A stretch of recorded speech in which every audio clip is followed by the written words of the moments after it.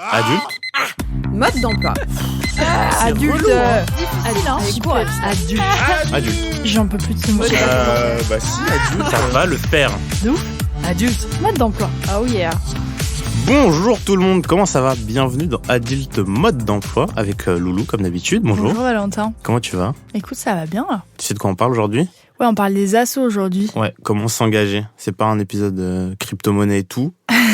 Là, on va être Objectif millionnaire. bénévole, monter des associations et aider les gens. Tu le fais un petit peu toi ou pas? Alors moi, je suis une très mauvaise élève sur ce sujet. Je n'ai aucune anecdote. Je n'ai Ah, wow. jamais été dans une asso. Je ne sais même pas qu'est-ce que vraiment c'est une asso, pour être honnête. J'ai fait un workaway une fois, voilà, où j'ai peint un toit. Ouais, c'est tout. Ok. Oh, c'est déjà bien. Ouais, mais tu sais, c'était genre un truc de vacances à la cool. J'ai rien, donc il y a du boulot pour notre invité du jour. Christophe, bonjour. Bonjour. Salut. Est-ce que tu peux te présenter, Christophe? Alors, je suis membre d'un réseau d'asso étudiantes au niveau national, donc on est implanté dans une vingtaine de villes en France, et je débarque de Bordeaux pour vous parler. Trop D'accord. bien. Eh ben, j'ai plein de questions parce que j'y connais R à ton sujet.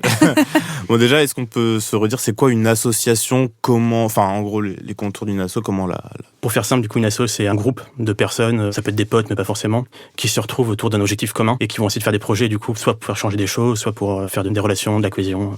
D'accord. Ça peut servir à quoi? On peut faire une asso pour quoi? On peut faire une asso, par exemple, essayer de changer quelque chose, je sais pas, sur son campus, pour lutter contre des grandes causes, contre la précarité, contre la discrimination. Il y a des clubs sportifs, en fait, tout le sport en fait qu'on peut faire quand on est petit aussi, c'est des assos. Donc ça peut être de la culture, de l'environnement, c'est extrêmement varié en fait. Ok. Et tout le monde peut en monter une? Tout le monde. Pour créer une asso, il faut être 2 personnes. Ok. Donc voilà, faut trouver un pote pour créer son asso. Mais à partir du moment où on est 2, on peut créer une asso, qu'on soit français ou non, qu'on soit majeur ou mineur aussi, on peut créer une asso.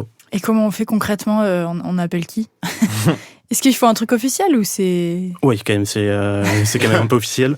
Ce qu'il faut, donc, c'est d'abord, avant de passer sur le côté un peu officiel, il faut d'abord se mettre d'accord, en fait, avec les gens qui veulent créer l'asso sur à quoi va servir l'asso, comment on va fonctionner. En fait, on va faire une réunion pour se mettre un peu d'accord. On appelle ça dans le jargon une assemblée générale constitutive. Oh, d'accord, je connais ce mot. Voilà. Je savais pas à quoi ça correspondait, mais je connais. C'est ça, et du coup, en fait, on va faire une réunion, du coup, on va se mettre d'accord sur le nom de l'asso, à quoi on va servir, combien de temps aussi on veut que l'asso elle dure, parce qu'on peut dire qu'on crée une asso juste pour 2 ans ou pour la vie. Et ensuite, du coup, une fois qu'on a défini un peu toutes les règles de comment on gère l'asso, on va aller du coup voir la préfecture. Alors on peut le faire en ligne maintenant, et donc on va un peu déposer du coup ce compte-rendu de réunion, les statuts, donc un peu la loi, en fait, ce qu'on s'est dit de comment fonctionnait l'asso.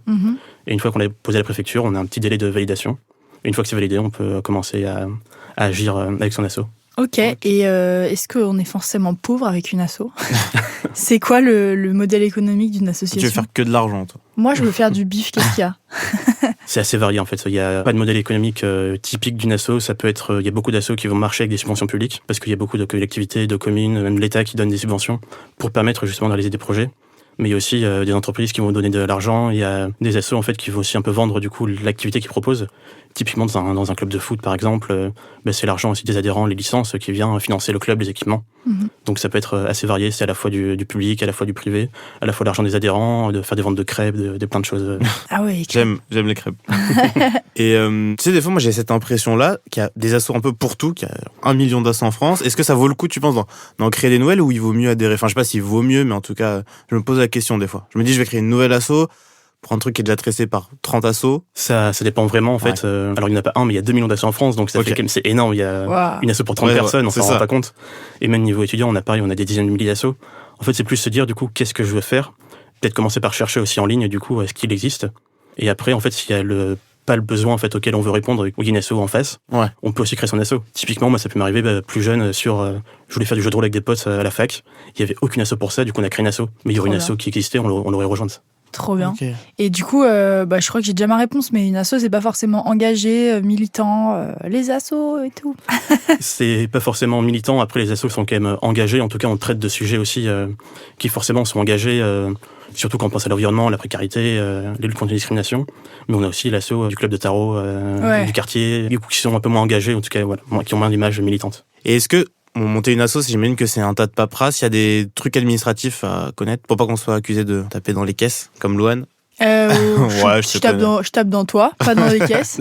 Alors déjà pour prendre la base aussi dans la question de taper dans les caisses, pour une asso, en tout cas la plupart des assos dont on parle qui sont régis par une loi, on n'a pas le droit du coup de se mettre de l'argent dans les poches, en tout cas quand on est dirigeant de l'asso. C'est bien dommage. Et il y a un cas très particulier en Alsace-Moselle où on peut se mettre, en tout cas, on peut avoir des assos lucratives et avoir un peu d'argent. Okay. Du coup, si jamais vous voulez partir Pourquoi à Strasbourg, mais c'est une histoire de Première Guerre mondiale en fait. Du coup, la loi n'était pas applicable parce que l'Alsace-Moselle n'était pas encore française en 1901. Et...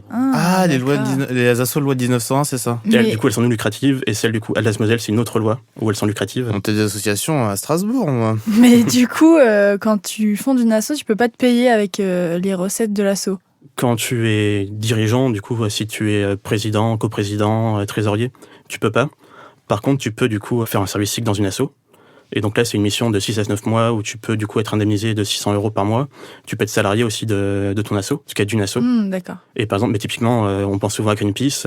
Greenpeace, ils ont des dizaines de salariés qui sont là aussi pour porter les actions. Ok. Donc on peut gagner de l'argent, on peut même faire des stages dans des assos, rémunérés ou non. Donc il y a moyen d'avoir un peu d'argent avec les assos. Est-ce qu'il y a une différence entre les assos étudiantes à l'université et les autres assos ? Parce qu'on en entend beaucoup parler des assos étudiants. Moi, je sais pas du tout ce que j'ai pas fait d'études alors. En fait, quand on parle d'asso étudiante, on parle souvent du coup d'asso où il y a une majorité d'étudiants en fait dans la gouvernance. Du coup, il y a plus d'étudiants que de non-étudiants dans le bureau et autres. Et donc la vraie différence en fait, c'est plus ce côté-là.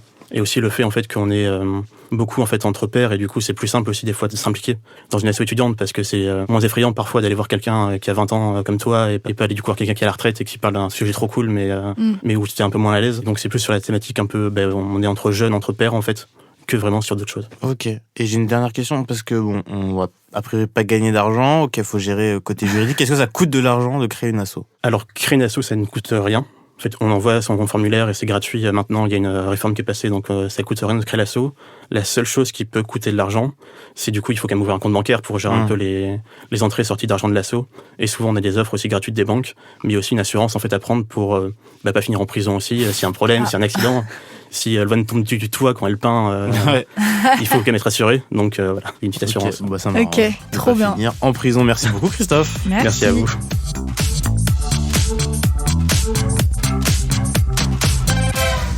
Qu'est-ce que tu retiens ? C'est toi, tu retiens. Ah, tu m'as eu. Déjà que tout le monde peut monter une asso. On fait gaffe côté juridique, compte en banque pour pas finir en prison. Faut juste que vous soyez deux. Vous trouvez un pote, une pote et vous montez ça, que vous ayez 18 ans ou pas.